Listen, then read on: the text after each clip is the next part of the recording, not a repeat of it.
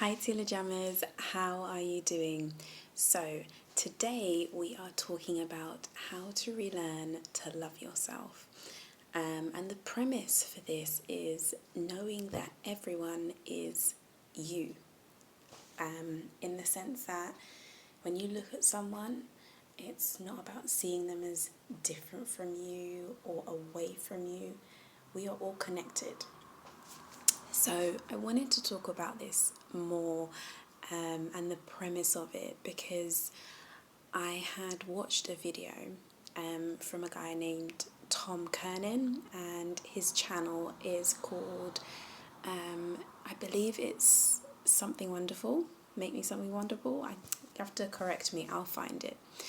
And he talks about stories we tell ourselves. And see, these stories that we tell ourselves are basically like a script, a movie role that we've cast ourselves in. Now, everyone outside of us is us. So everyone we meet, everyone we come across is actually us, but they're outside of us. And basically what I got from that video is I cannot keep looking at myself as distant from everyone else. If I truly love myself, I have to see everyone as me.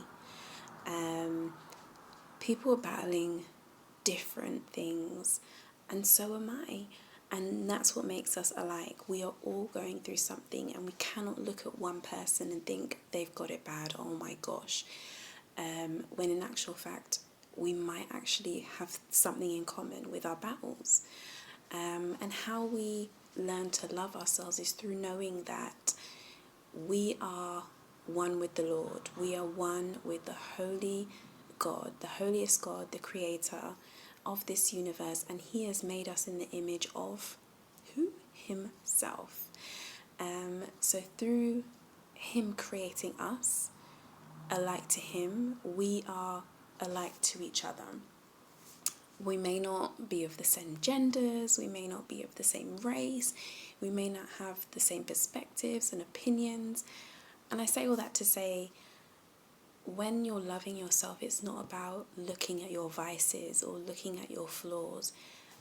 Keep that to the side for a minute. It's about looking at what connects you, thinking about the fact that we all have an inner drive to do our best. We all have an inner drive to look out for ourselves and be our best self. We all have an inner drive to strive to make a contribution to this world. That is something that we all have. And we mustn't say, oh, that person there, she's like this, or he's this way, stay away from him. It's all about thinking about, how can I relate to this person? How can I understand this person? And something that actually comes to mind now is Thich Nhat. He mentioned in one of his webinars, actually it's not a webinar, it was a talk, and I actually found it on a website called Sounds True.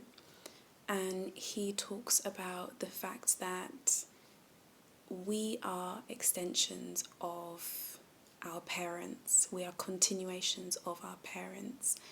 And love is about understanding. So from that sense of looking at your parent and modeling your parent, everything you do stems from them understanding you and from them knowing you.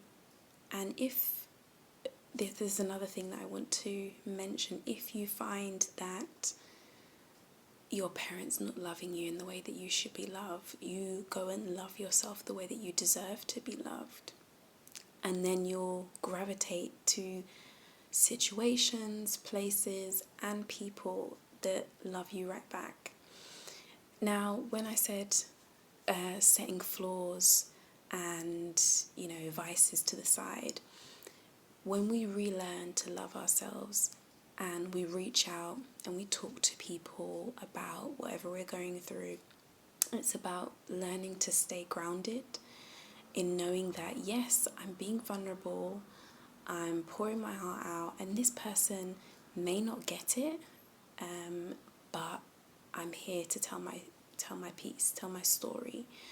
I'm expressing myself from my heart's heart, and I am knowing that through this expression of myself, I am loving myself. Some people may not gravitate towards your story. Some people may even blame you for your story, and that is okay. We are flawed beings. We are sometimes complicated. We make things complicated by delving and diving into different arenas, whereas sometimes we just need to do things that are most suited to our skill set. So I say all that to say that when you're relearning to love yourself, it's about loving all of you. Love the similarities that you have with other people. Don't be scared to have commonalities, because I think there's a kind of hindrance in, oh, they like the same thing as me, and then there's that competitive spirit that comes about. But there's no need for jealousy, there's no need for competition. You and me are on the same lane, but we're doing a good thing together, so I would take that and run with it. Basically, don't ever feel like because someone is striving to do the same thing as you, it's a no-show for you. Go out and do your best. Go out and show your side, your expressive ways. And also, when we are looking at loving ourselves and we see others in ourselves, it's a beautiful thing. Sometimes I'm talking, and I'll give you an example. Sometimes I'm talking and I can hear like my sister's voice, like, oh, that's something she would say. And the beauty of that is understanding that there's a commonality, there's a place of reckoning where you realize that, yeah, that's what I mean to say, or I get why she said that.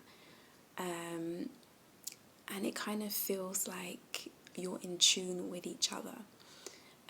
So me speaking in my own voice, but saying something that I know my mum or my sister or my friends would have said, helps us to keep in tune. And lastly, we are conscious beings unless we're asleep.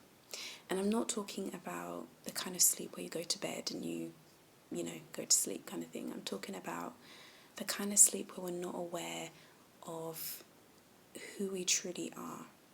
The kind of sleep where we are entrenched in doing things for others, doing things that don't make sense to us, doing things out of obligation to your job or your spouse or to your friend because you want to be accepted. The beauty of being conscious and aware and awake is knowing that you can change. You can be the best version of yourself, so they say. I feel like when people say that, it's like, do you have multiple personalities or something? I like to put it in a way, I just said it because that's something that's said, but I like to put it as just be yourself. That's something that the Teela Jam brand promotes. Just be yourself. You don't need to become the best version. You don't need to become anything outside of you. You've got it all within. Once you are consciously aware that, I don't know about that, and you follow your intuition, that's where you can see yourself doing all that you are destined to do. So I'll leave you with that to ponder on and to think about. And if you have any questions or you would like to share your own stories in regards to relearning to love yourself, I'd love to hear them. But for now, I'm going to love you and leave you. Choose what you love and love what you choose.